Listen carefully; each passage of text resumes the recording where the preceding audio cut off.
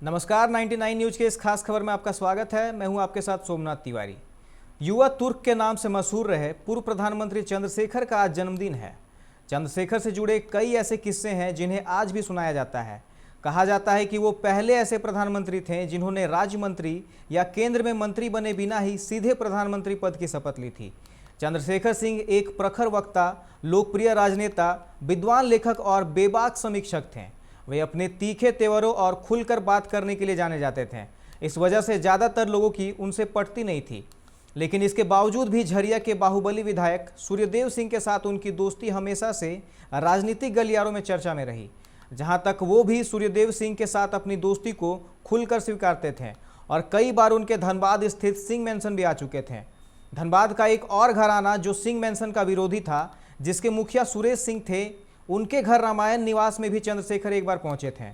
पूर्व प्रधानमंत्री चंद्रशेखर सिंह के जन्मदिन पर पेश एक खास रिपोर्ट।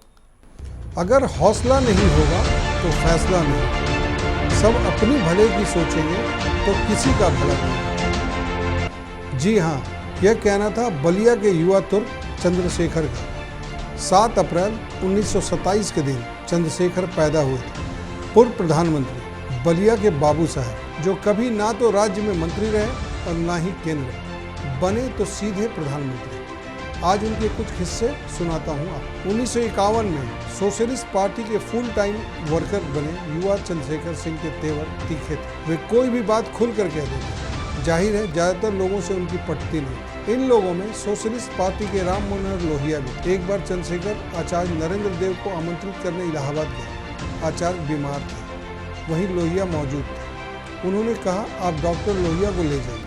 लोहिया बोले, मुझे तो कोलकाता जाना है। चंद्रशेखर ने कहा कि बलिया से चले जाइए, बक्सर से ट्रेन, वहाँ तक आपको जीप से भिजवा दूंगा। लोहिया उनके साथ बलिया पहुँचे, लेकिन स्टेशन पर पहुँचते ही वे चंद्रशेखर से पूछने लगे, जीप कहाँ है? चंद्रशेखर ने कहा, इंतजाम हो चुका है। गेस्ट हाउस पहुँचे तो लोहिया ने फिर सवाल दोहराया। चंद्रशेखर ने कहा, शाम तक आ जाएगी, आपको तो वैसे भी कल सुबह निकलना है। लोहिया भड़क गए, अनाप शनाप बकने लगे, जिसे देखकर चंद्रशेखर भी भड़क गए। बोले, ऐसा है डॉक्टर साहब, आपकी इज्जत है तो हमारी भी। आपको नहीं बोलना तो मत बोलिए, हमें झूठा मत ठहराइए। वो रही जीप और वो रहा रास्ता, आप चले जाइए। लोहिया अवाक रह गए। इसके बाद जब सोशलिस्ट पार्टी में टूट हुई तो चंद्रशेखर कांग्रेस में चले गए। युवा तुर्क कांग्रेस का हिस्सा बने। शुरू में इन्हीं के बूते इंदिरा गांधी ने ओल्ड गार्ड को किनारे लगाया, मगर चंद्रशेखर के बगावती तेवर यहाँ भी बने रहे।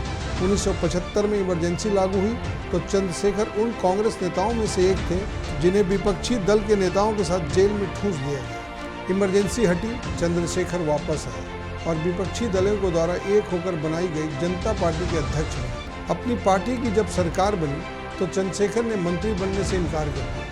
सत्ता के संघर्ष में कभी इस तो कभी उस प्रत्याशी का समर्थन करते रहे। इन सब के बीच चंद्रशेखर के प्रधानमंत्री की बारी आई 1990 में, जब उनकी ही पार्टी के विश्वनाथ प्रताप की सरकार बीजेपी के सपोर्ट वापस लेने के चलते अल्पमत में आ गई। चंद्रशेखर के नेतृत्व में जनता दल में टूट हुई। एक 64 सांसदों का धड़ा अलग हुआ।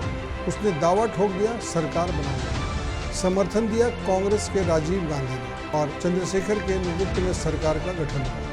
पीएम बनने के बाद चंद्रशेखर ने कांग्रेस के हिसाब से चलने से इनकार कर दिया, जिसके कारण 7 महीने में ही राजीव गांधी ने सपोर्ट वापस ले लिया। बहाना बनाया हरियाणा पुलिस के 2 सिपाहियों जो राजीव के घर के बाहर पाए गए। कहा गया था कि सरकार राजीव की जासूसी करवा रही है। चंद्रशेखर सत्ता जाने के बाद भी कई बार लोकसभा के सांसद रहे, मगर राजनीति में उनकी पूछ हर बीते वर्ष के साथ सांकेतिक ही रहती। मगर आज भी चंद्रशेखर को उनके तीखे तेवरों और साफ बात के लिए याद किया जाता है। कहा जाता है कि राम जन्मभूमि मुद्दे पर जब वह दोनों पक्षों को समाधान के लिए लगभग मना चुके थे, मगर उनके पास समय नहीं था। सत्ता चली गई, चुनाव हुए, कांग्रेस आई और फिर मस्जिद टूट गई। चंद्रशेखर के समय में ही मुद्रा कोष का प्रेशर और भुगतान का संकट भी सामने आया था, जब देश को 55 टन सोना गिरवी रखना पड़ा। आज जब हर तरफ आर्थिक उदारीकरण का हल्ला है, ये याद रखना अहम होगा कि चंद्रशेखर के आर्थिक सलाहकार डॉक्टर मनमोहन सिंह ही थे।